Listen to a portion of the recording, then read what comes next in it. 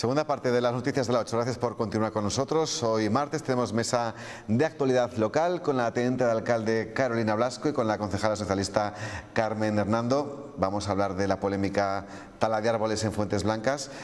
Hoy sabremos el porqué. Es un tema que llevamos varias semanas persiguiendo. Lo que pasa es que la actualidad no nos dejaba hablar de esa famosa tala que ya defendió el equipo de gobierno, que era muy necesaria. ¿Nos puedes dar los pormenores, por favor? Sí, hombre, la verdad que para dar los pormenores necesitaríamos tiempo, pero bueno, yo en principio yo entiendo el impacto que una actuación de estas características genera en los ciudadanos.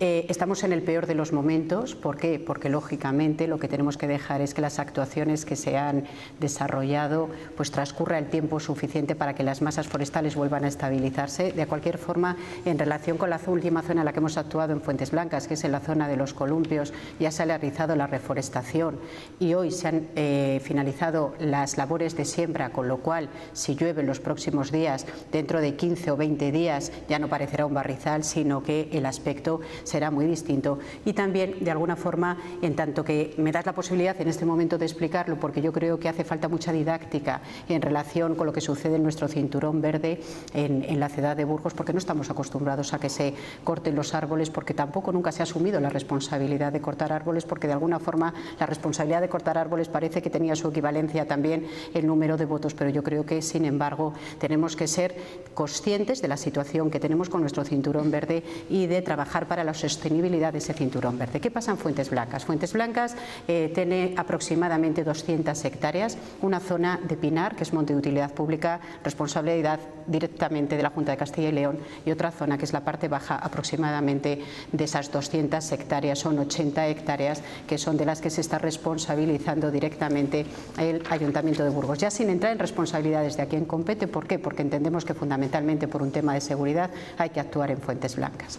Bien, desde el 2008-2009 hay un informe en donde se nos dice cuáles son las zonas de Fuentes Blancas identificadas por Rodales, en donde que hay que actuar por criterios medioambientales. Con criterios medioambientales no, nos hubiera gustado que hubiera sido así, por criterios de seguridad, fundamentalmente de seguridad, porque es evidente que talar esas zonas tal y como se han talado tienen un impacto en el ecosistema y hay que dejar, como decía antes, que esas masas forestales se estabilicen para no alterar el ecosistema. Por razones de seguridad hay que actuar en el año finales del 2012-13 en las zonas del camping, en la zona de la cafetería de Fuentes Blancas, que son los Rodales, en los que principalmente se actúa, y luego las otras zonas que teníamos identificadas es en la zona de los columpios, en la que se ha actuado en esta época 2014-2015, y tenemos identificada otra también, que es la zona que da paso al complejo asistencial de la Diputación, y que se tendrá que actuar tal y como está previsto en el invierno ya del año 2015-2016. Has dejado claro, Carolina, que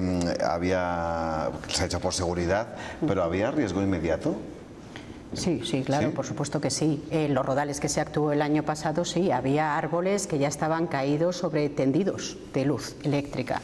Lo que pasa que, bueno, nosotros paseábamos por una masa forestal, pasa de turno, porque así como la otra zona a la que ha hecho referencia Fuentes Blancas es zona de pinos, esto es zona de chopos de producción, que antes eran gestionados por los consorcios, sería bastante complejo de explicar, no vamos a entrar ahí, pero que eran zonas de producción de madera. En los años 70 se vuelven a hacer las últimas plantaciones y son esos árboles también de alguna forma lo que son ya masas maduras, que igual en aquel momento ya se confundió porque se siguió con la misma técnica de plantación de chopos, en la idea ya no de cortarlos de producción de madera, sino en la idea de porque los chopos estos chopos pues tienen un crecimiento muy rápido, y yo creo que se estaba haciendo ya con la finalidad de que aquello acabara siendo un parque, pero sin embargo de aquellas decisiones, que no es de culpabilizar ni de responsabilizar, sino que ahora tenemos un compromiso con que Fuentes Blancas de futuro sea una masa forestal y un pulmón verde de la ciudad, y en eso se está trabajando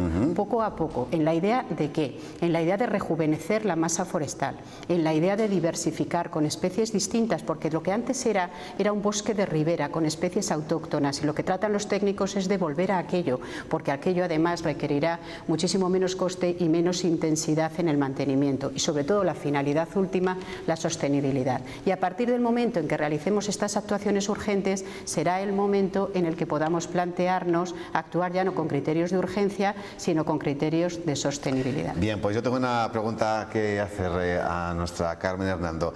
¿Habéis apoyado totalmente esta iniciativa desde el Grupo Municipal Socialista? Hemos apoyado que se realizara. Lamentamos que no se hiciera antes, precisamente por eso, porque tal y como ha mencionado Carolina, desde el año 2009 existía un informe en el que se alertaba del peligro de seguridad y, por lo tanto, bueno, pues nos hemos preguntado por qué desde el año 2009 se ha tardado tanto en actuar.